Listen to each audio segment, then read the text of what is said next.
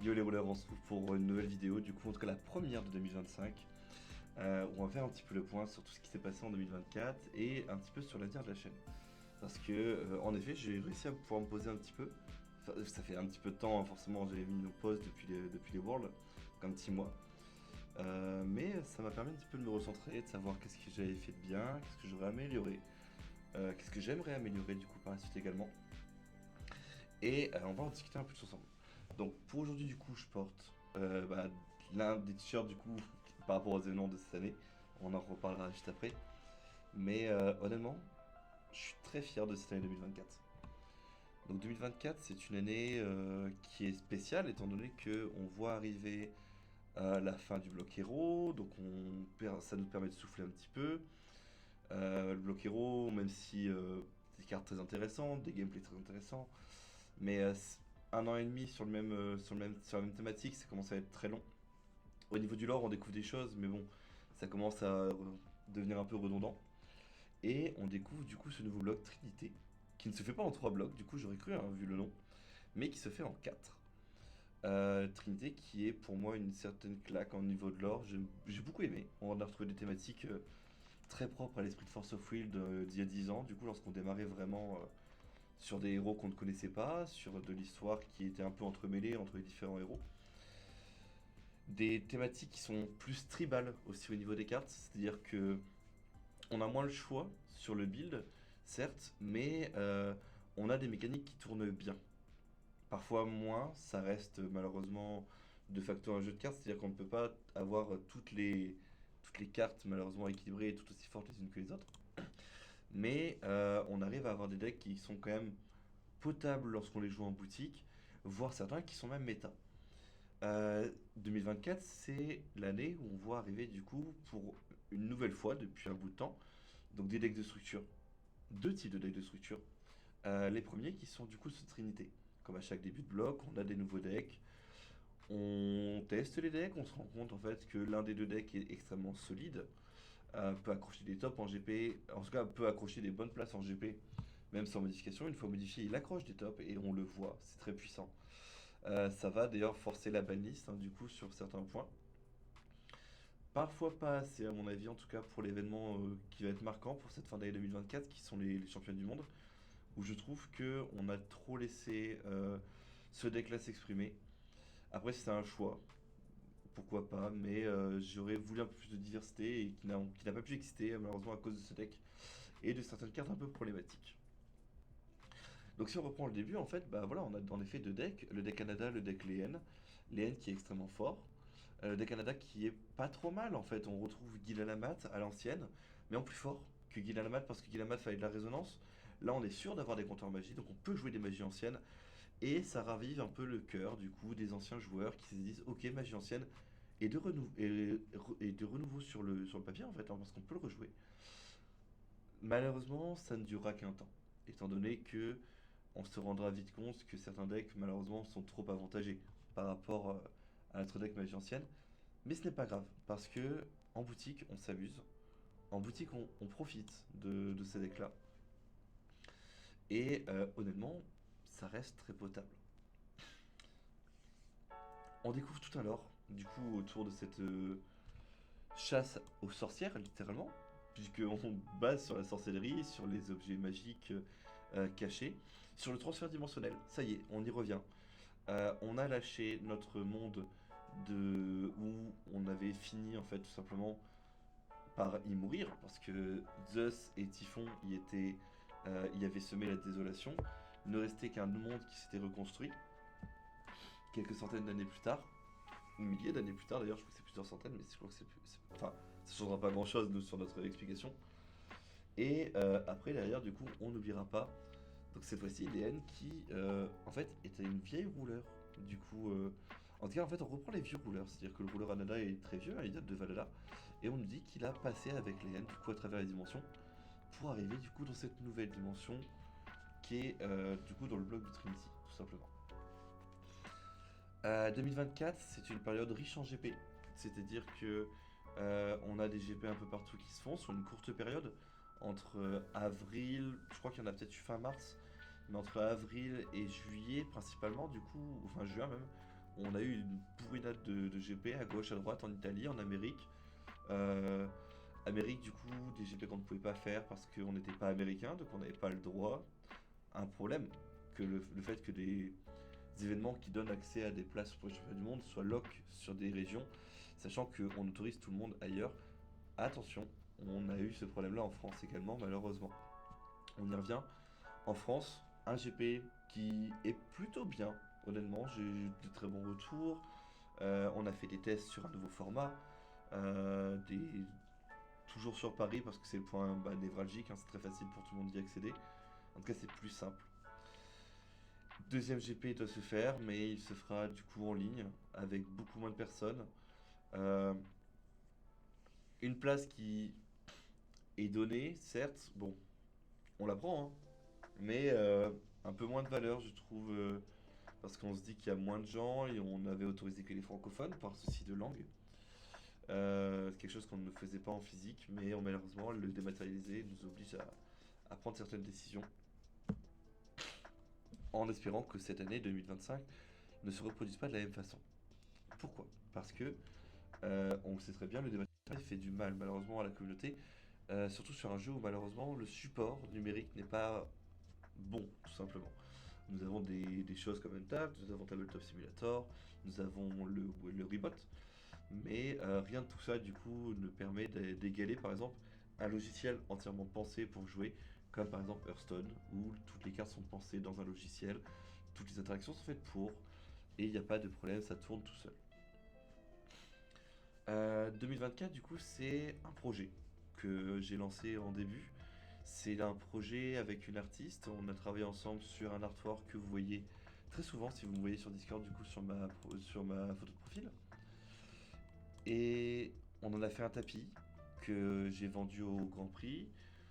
Devait s'accompagner à un livre que je n'ai toujours pas édité et qui va devoir sortir en 2025 parce que je l'ai promis à beaucoup et beaucoup de gens sont intéressés par ce livre-là. J'aimerais que ce projet puisse continuer, donc ce sera l'un des projets qui seront un peu les fers de lance, en tout cas de la chaîne, par la suite. Euh, je pense vraiment me mettre beaucoup plus à fond sur Force of Will. Alors, certains me diront que je suis déjà assez ou que je l'étais déjà assez. C'était peut-être vrai à une époque, maintenant un peu moins. J'ai lâché, j'ai été diverti, on va dire ça comme ça. Les excuses du laxisme dont je peux faire preuve parfois. Le fait que je me dis, bon, j'ai le temps pour faire ça, ça aussi j'ai le temps. Et on se retrouve avec, là actuellement par exemple, le fait que je me rende compte qu'on est le 5 janvier. Les vidéos n'ont toujours pas été tournées de ce que je voulais faire. Il est 4h23 et du coup il est peut-être l'heure au bout d'un moment de se mettre au travail.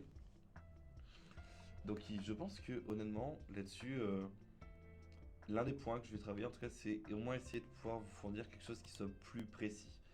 Notamment je m'excuse pour ceux qui ont fait les tournois par exemple du dimanche et qui ont dû attendre longtemps avant de récupérer leur promo. J'en suis vraiment désolé du coup pour ça.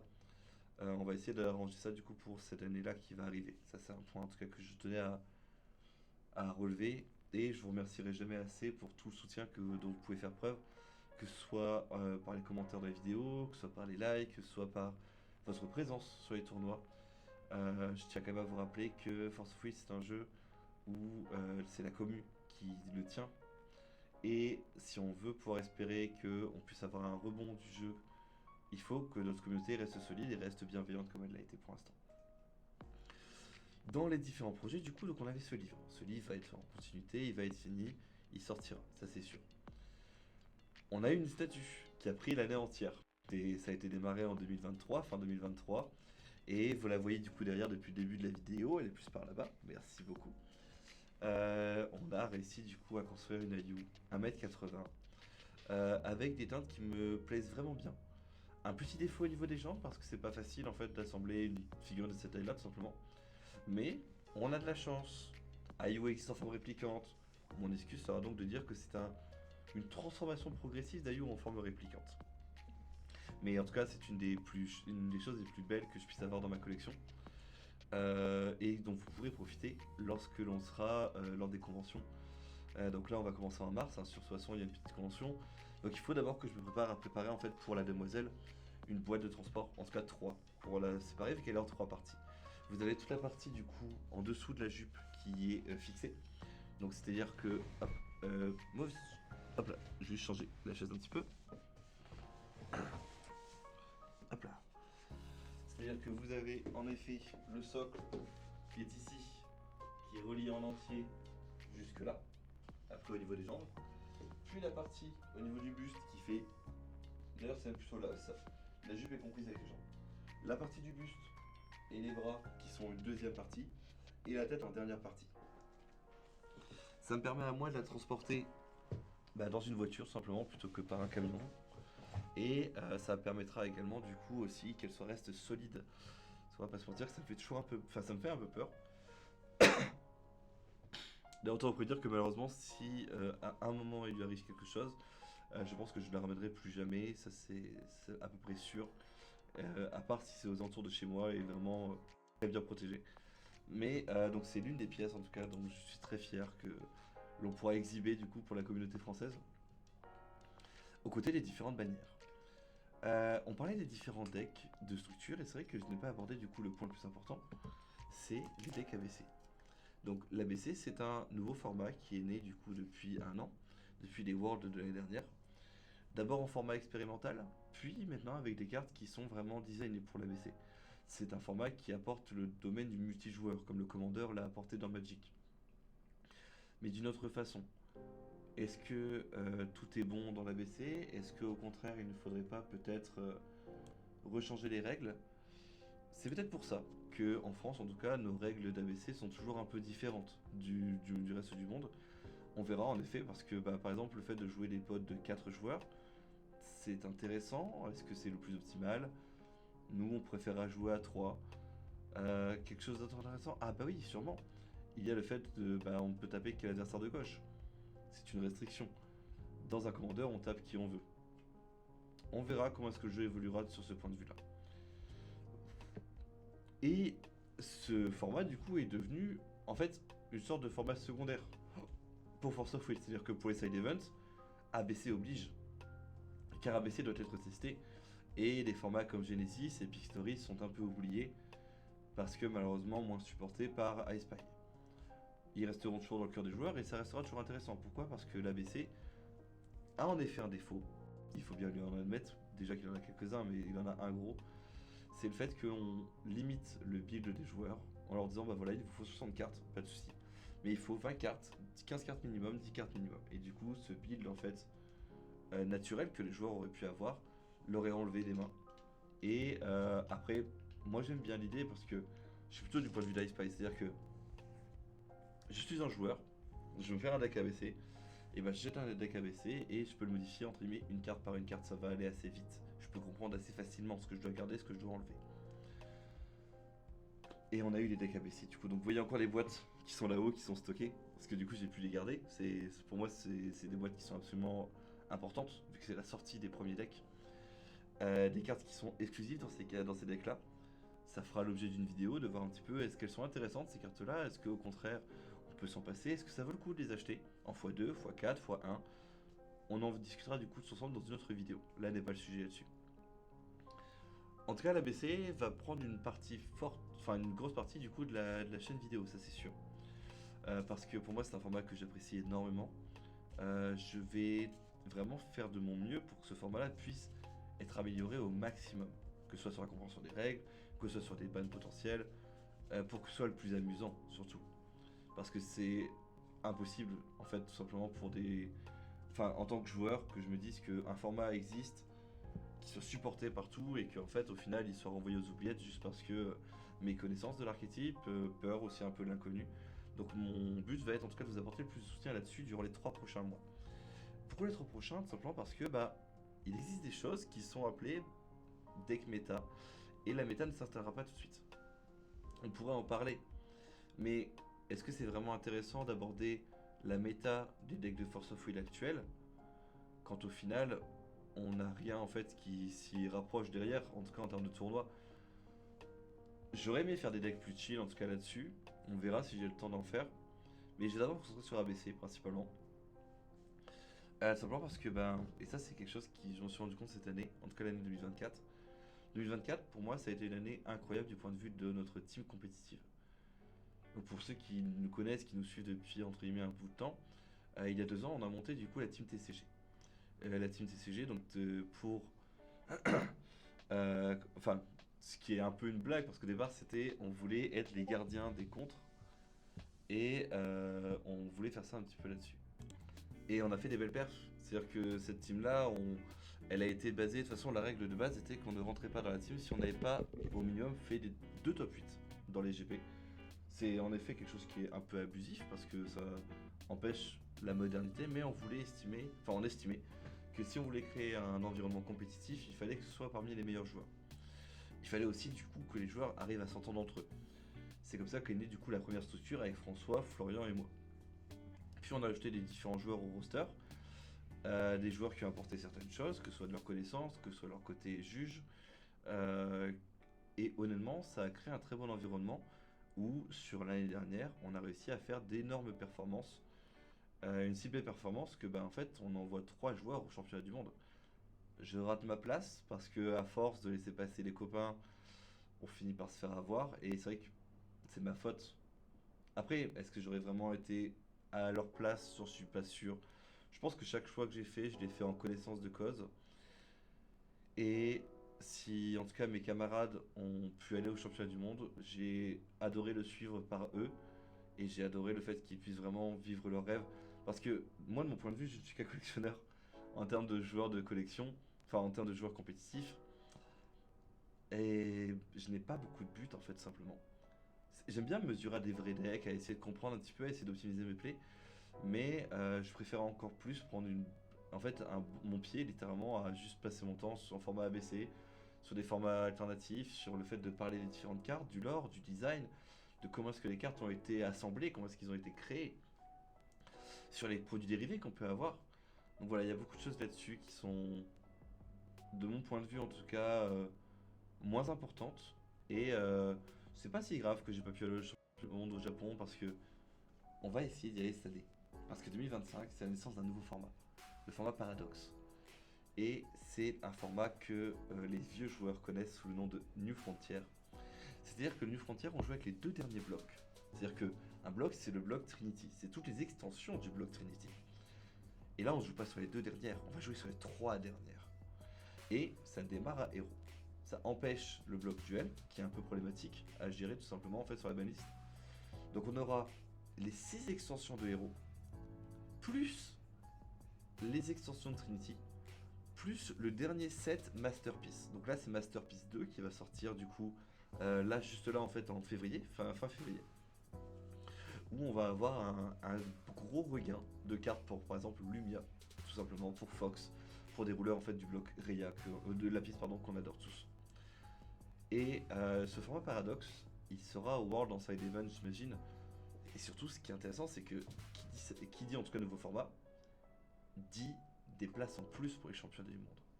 Et donc plus de GP potentiellement, ou en tout cas plus de places à gagner sur un GP. Donc cette année, c'est peut-être l'année où on va retourner au championnat du monde. On va essayer de toute façon d'y aller. On va essayer d'en profiter.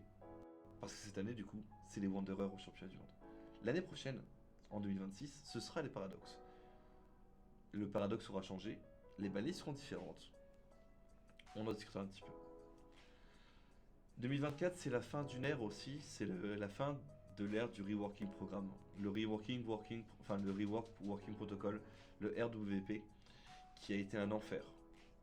Honnêtement, de vous à moi, c'est pour moi l'une des pires idées pour un TCG. Parce qu'ils ont voulu changer les cartes, grand bien à leur face, pour essayer de les remettre au goût du jour, en tout cas de changer la banlist.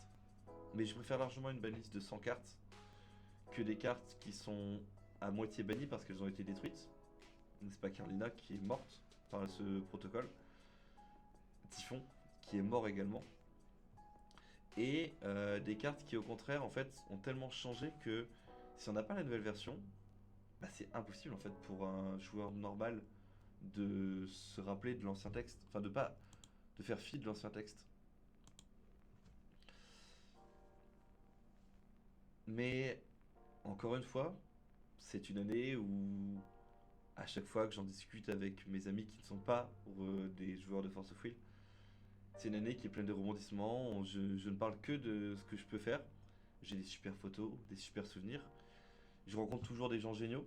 Je pense à mes amis par exemple de Nice, je pense par exemple à mes amis comme Karl, je pense à mes amis par exemple comme Alejandro, euh, des gens qui sont passionnés aussi également, qui sont très forts, avec qui on a des liens aussi un peu forts.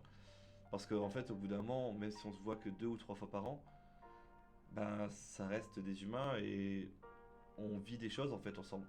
Que ce soit des victoires, que ce soit des défaites. C'est. Je pense que si jamais on me demandait de refaire ce que j'ai fait cette année, en tout cas du point de vue de Force of Will, je ne changerais rien. Simplement parce que je suis heureux de tout ce qu'on a pu faire ensemble, je suis heureux de tout ce qu'on a pu découvrir. Moi, de mon point de vue, je ne peux que m'améliorer.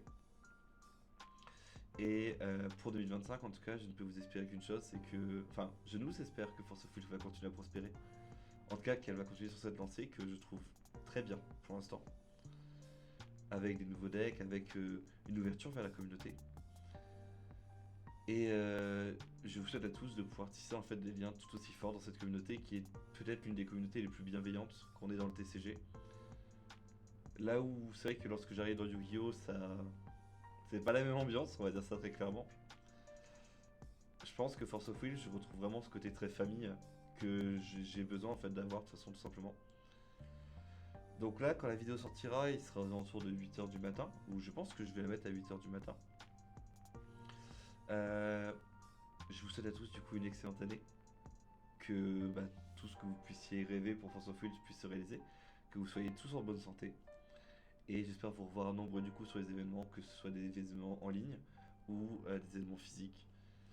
Petit rappel du coup pour les Parisiens, on rappelle qu'il y a l'événement Noël de Jeff qui se fait du coup le 10 janvier, le vendredi 10 janvier. Et pour ceux ne pouvant pas y assister, euh, il y a quand même pas mal d'événements qui vont arriver après derrière. Voilà, donc je vais en arrêter là pour cette vidéo là pour 2025. Ce sera la première, pas la dernière vidéo, ça c'est sûr.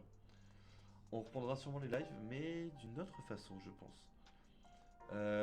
J'ai encore besoin de trouver en fait comment est-ce que je vais animer mes lives parce que c'est vrai que je trouve que lorsque je co-anime littéralement, parfois en fait on s'éloigne un peu du sujet principal du live et c'est ma faute, hein, c'est totalement ma faute.